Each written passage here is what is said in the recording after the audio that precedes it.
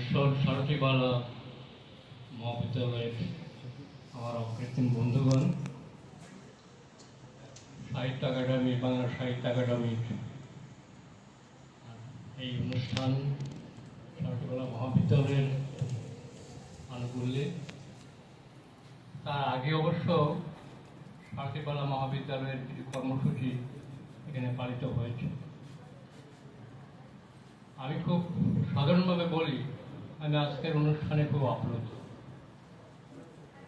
অনুষ্ঠানের শুরুতেই ঈশ্বরচন্দ্র বিদ্যাসাগর, আরেকজন মনীষী ঠাকুর পঞ্চানন মূর্তিতে মাল্যদান করেছে।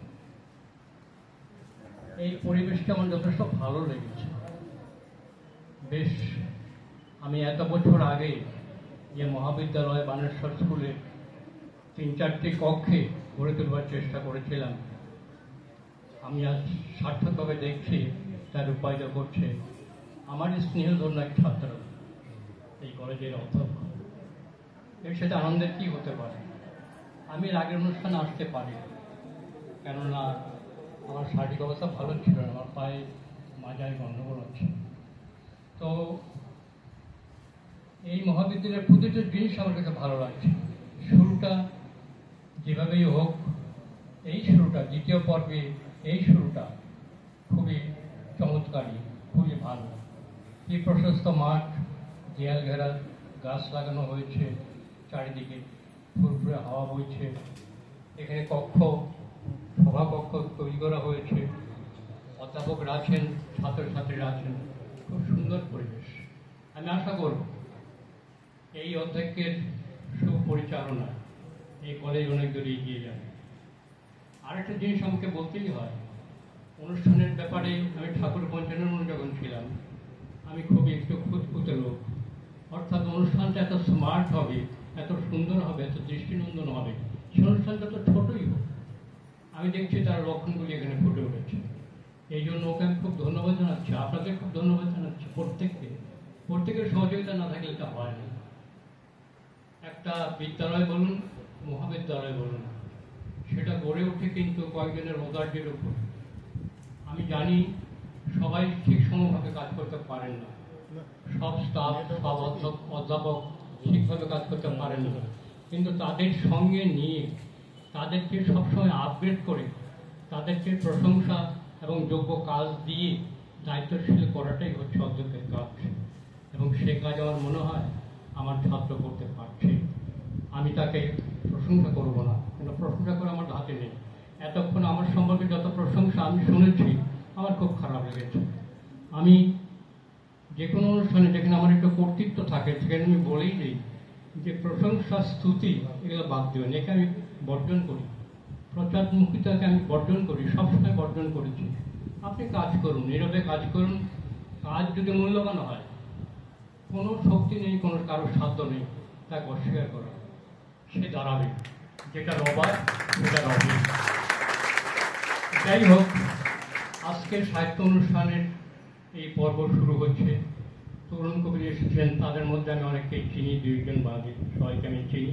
তাদের লেখাও আমি অনেক পড়েছি, সব নয়, অনেক পড়েছি। তো এটা খুবই সৌভাগ্যের ব্যাপার যে তারা এই ধরনের একটা অনুষ্ঠানে তাদের আত্মপরিচয় ঘোষণা করছেন, আমরাও তাদের সম্পর্কে দু কথা বলতে পারছি, এটা খুবই ভালো কথা। তো যেখানে এই সাহিত্য চর্চা হচ্ছে, যে অঞ্চল, সাহিত্য পরিষদের যা ইচ্ছা, সেটা মনে হচ্ছে ওরা নিজেকে প্রসারিত করছে। বিভিন্ন জায়গায় ওরা বিভিন্ন রকম অনুষ্ঠান করছে।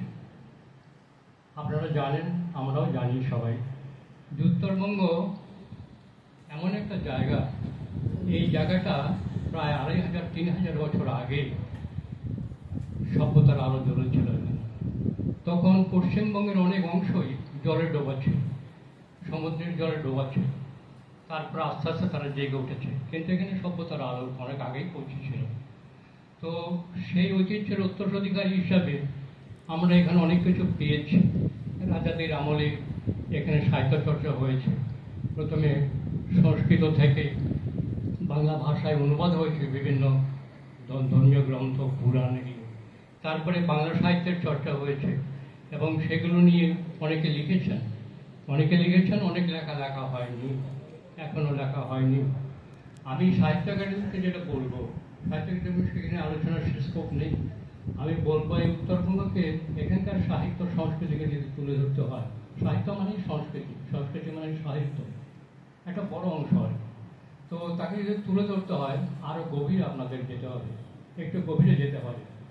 যারা নূতন লিখছেন তাদের কাছে আমাদের প্রত্যাশা অনেক, তাদেরকেও গভীরে যেতে হবে, তাদের তুলে আনতে হবে অতীত দিনের ঐতিহ্যটা। কেননা কবে ঘি দিয়ে খেয়েছিলাম, হাতে গন্ধ লেগে আছে ঘিয়ের, এ কথা বললে এখনকার লোক আর শুনবে না। সুতরাং ডকুমেন্টারি অনেক কিছু জিনিস প্রকাশ করতে হবে। কিছু কিছু প্রকাশিত হয়েছে, কিছু কিছু গবেষণা হয়েছে, আমার আরও 2-3টা গবেষণা হয়েছে একই অঞ্চলের উপর। তো অনেকে করেছেন কিছু কিছু, কিন্তু সেটা এনাফ নয়। অনেক জিনিস আছে তার সেটা বলা হয়নি, সেটা প্রকাশ্যে আসেনি, সেটা বাংলা সাহিত্যের ভাণ্ডারে ঠিক মতো যায়নি। আগে তো যেতই না, পরবর্তী সময় হয়েছে এগুলো। অথচ এই অঞ্চল আমি বলেছি সভ্যতার পীঠস্থান ছিল এই অঞ্চল, এবং শুরুটা এখানেই ছিল। আর যে বাংলা ভাষার কথা আমরা বলছি, সেই বাংলা ভাষারও আদি নীড় হচ্ছে এই উত্তরবঙ্গ বাংলা ভাষা আদি নীড়। আমি অনেক লেখা লিখেছি একথাকে অস্বীকার করতেও পারবে না। তার কারণ চর্যাপদ তো সেদিনকার, অবশ্য চর্যাপদের আগে এই অঞ্চলে কি ভাষা ছিল, কোনো প্রাকৃত ভাষা ছিল। সেই প্রাকৃত ভাষা থেকে আস্তে আস্তে বাংলা ভাষা ডেভেলপ করেছে। সেই বাংলা ভাষার আদিম রূপগুলো এক এক জায়গায় এক এক রকম হয়েছে। মালদাতে বহু রকম বাংলা আছে, কুচবিহার জলপাইগুড়ি এই অঞ্চলে বহু রকম বাংলা আছে। সেগুলি আমরা যে নামে ডাকি না কেন তাতে অসুবিধা নেই চর্চার ক্ষেত্রে। তো আমাদের এই ঐতিহ্যকে মনে রাখতে হবে এবং তাকে প্রকাশ করতে হবে, আলোচনা করতে হবে, চর্চা করতে হবে নতুনদের কাছে, এটা আমার প্রত্যাশা হবে। তো আমরা যেটা ভাবি সেটা হচ্ছে ভাষা একদিনে গড়ে ওঠে না। বঙ্কিমের কথা হচ্ছে, রবীন্দ্রনাথের কথা হচ্ছে, তো এরা তো ভাষাটাকে গঠন করেছেন। আজকের ভাষাটাকে বহন করে নিয়ে যাওয়ার দায়িত্ব তো নতুনদের। তারা ভাষাটাকে বহন করে নিয়ে যাবেন। বাংলা ভাষা কমপক্ষে 25 কোটি লোকেরা বলেন। বাংলা ভাষা বিশ্বের অন্যতম শ্রেষ্ঠ সাহিত্য সৃষ্টি করেছে। সুতরাং এই ভাষা অনেক কিছুকে গ্রাস করিয়ে অগ্রসর হয়েছে। যেমন আজকে বলছিলেন মোলাকাত শব্দটা আসলে আরবি শব্দ, মোলাকাত তো সাক্ষাৎকার, দেখা। তো মোলাকাত শব্দটা বাংলা একাডেমি ব্যবহার করছে, খুব ভালো লক্ষণ যে আমরা অন্য ভাষাকে সহজেই আত্মসাৎ করতে পারি। ভাষার গৌরব বৃদ্ধি হয়, এক হয় পৈতৃক সম্পত্তি তার যা থাকে, যেমন আমরা সংস্কৃত থেকে পেয়েছি অনেক কিছু, আর বাদ বাকি তার নিজস্ব সম্পদ যা লোকালিটি থেকে গড়ে ওঠে, স্থানীয়ভাবে যে শব্দ সেখান থেকে গড়ে ওঠে, লৌকিক শব্দ থেকে গড়ে ওঠে। তারপর সাহিত্যিকরা তাকে বহন করে নিয়ে যায়। তা বাংলা ভাষা কল্লোল নিয়ে হয়েছে, সেই কল্লোলকে রক্ষা করার দায়িত্ব কিন্তু নতুনদের কেন বলছি, শুধু নতুনদের না, যারা লেখেন যারা, তাদেরকে আমরা বলি ব্রহ্মা। তারা সৃষ্টিকর্তা, তারা ভাষা নতুন অর্থ দেন, নতুন তাৎপর্য দেন, নতুন ভঙ্গি দেন। তারা স্বপ্ন দেখান, সাহিত্য স্বপ্ন দেখায়। সাহিত্য ছাড়া কেউ বাঁচতে পারে না, সাহিত্য ছাড়া বাঁচতে না। কবিদের জয় নিশ্চিত, কিন্তু আমরা স্বীকার করি বা না করি, কিন্তু সেই কবিত্বের মধ্যে ম্যাজিক থাকা চাই, স্বপ্ন থাকা চাই, এগিয়ে যাওয়ার উপাদান থাকা চাই, ঐতিহ্যকে ধরে রাখার চেষ্টা থাকা চাই। যাই হোক, আমি যারা নতুন এসে তাদের কথা শুনবো, তাদের কথা আজকে যা জানি তা আর তত বেশি জানবো। আমি ধন্যবাদ জানাই বাংলা একাডেমিকে, আমি ধন্যবাদ জানাই শারদীয় মহাবিদ্যালয়কে। আমার মনে পড়ছে সেই সময়ে যারা কয়েক বছর আগে আমি যখন এখানে ছিলাম, তখন নানা অসুবিধার মধ্যেও কাজ করতে হয়েছে, কিন্তু আমরা এখন দৃঢ় বিশ্বাস হয়েছে বানেশ্বর সরথিবালা একটা নাম, সুন্দর নাম চলে যাবে। এতে প্রতিটা কাজ যেন আমার মনে হয়েছে গুছানো। এটা তো আপনারা করেছেন, এখানকার টিচাররা করেছে, কর্মীরা করেছে, ছাত্ররা করেছে, সর্বোপরি অধ্যাপক, প্রিন্সিপাল, প্রচুর। তো আমি সবাইকে ধন্যবাদ জানাচ্ছি, যেখানে আমি আসতে পারলাম আমি আনন্দিত।